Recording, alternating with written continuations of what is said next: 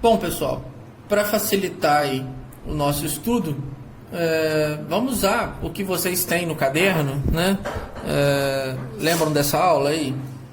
Quem tem muita gente copiou, muita gente tirou foto, então vamos utilizar essa aula aí, né? Vou aproveitar aqui, os meus desenhos não são os melhores, mas a gente fez o possível aí. Aqui seria então o traçado normal, né? Do eletrocardiograma, né? A onda P, complexo QRS e a onda T. A onda P, que é a contração dos átrios, o complexo QRS, que é a contração dos ventrículos, e a onda T, que é o relaxamento dos ventrículos, né? Aí aqui a gente vai simplesmente estudar um pouco das alterações que podem acontecer, das alterações mais comuns. Aqui nós temos um traçado, se vocês conseguem comparar com o traçado normal, nós temos aqui o que? Nós temos um segmento, olhem aqui, o segmento PR normal, o tamanho dele. Nós temos aqui embaixo um segmento PR o que? Mais alongado. Então é isso que aparece quando se tem uma alteração que a gente chama de bloqueio AV entre o nódo sinoatrial e o feixe de His. É um bloqueio atrioventricular. O que acontece nele? Nós temos um traçado, um segmento PR mais alongado. Aí aqui, nesta outra imagem aqui, nós temos aqui em cima, ó, taquicardia ventricular. Esta é a imagem do eletrocardiograma de uma taquicardia ventricular, né? O que acontece? Os átrios estão batendo normalmente aí, porém o ventrículo está batendo mais rápido, né? Nós temos 3 ou mais sístoles seguidas e normalmente as causas, né, de uma taquicardia ventricular é um infarto agudo do miocárdio e uma possível isquemia miocárdica. Aí vocês podem ver aqui com mais facilidade também, aqui anteriormente que a gente tinha falado sobre o bloqueio AV, né?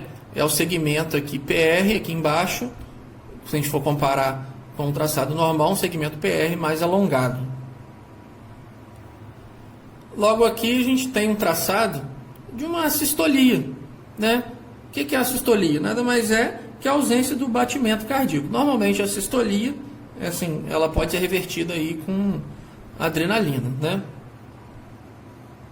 Aqui em cima a gente tem o que a gente chama de fibrilação, uma outra alteração chamada fibrilação ventricular, né?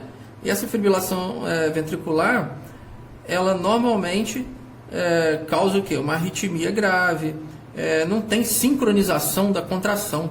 As contrações elas são rápidas, né? São fracas, são rápidas e fracas. É o que a gente chama de tremulação. Normalmente as causas são doença coronariana e uma possível hipertensão, né? Hipertensão arterial. Como consequência aí de uma fibrilação ventricular, a gente pode ter uma parada cardíaca. Então vocês podem perceber o gráfico aí, ele é bem irregular, né? Bem característico. Uma outra alteração aí é a fibrilação atrial. O que é característico no traçado da fibrilação atrial? É a ausência da onda P, né? Se vocês repararem, comparando aqui com o traçado normal, no traçado da fibrilação atrial não existe onda P, ela é ausente, né? A fibrilação atrial normalmente causa palpitação, falta de ar, ou às vezes nem apresenta sintoma, né? Pode fadigar, o indivíduo pode se sentir fadigado, mas normalmente não apresenta sintomas. E quando tem algum sintoma, quando o indivíduo descobre, o tratamento normalmente é com medicamento, né? Ou até mesmo fazendo aí uma cardioversão.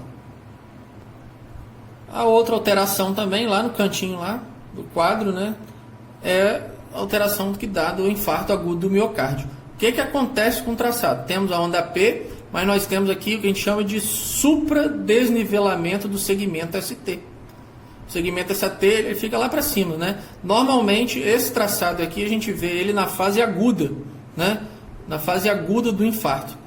E aqui nós temos também um infradesnivelamento do segmento ST, né? Que é sugestivo que esse indivíduo já infartou anteriormente. E normalmente com um traçado desse aqui é sugestivo também que ele tem uma doença coronariana grave, né?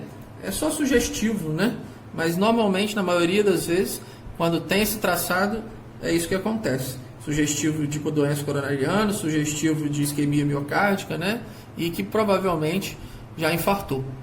Então aqui é o supradesnivelamento do segmento ST e aqui é o infradesnivelamento do segmento ST.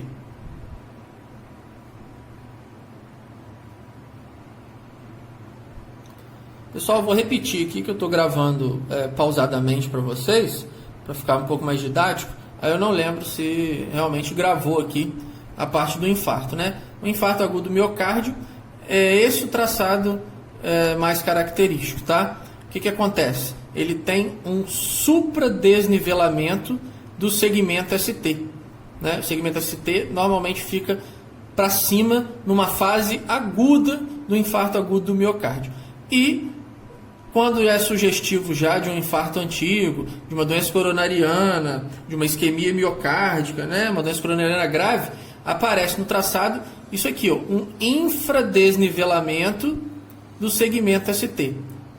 Isso aqui normalmente é sugestivo que o indivíduo já teve infarto e ele tem uma doença cardíaca aí grave.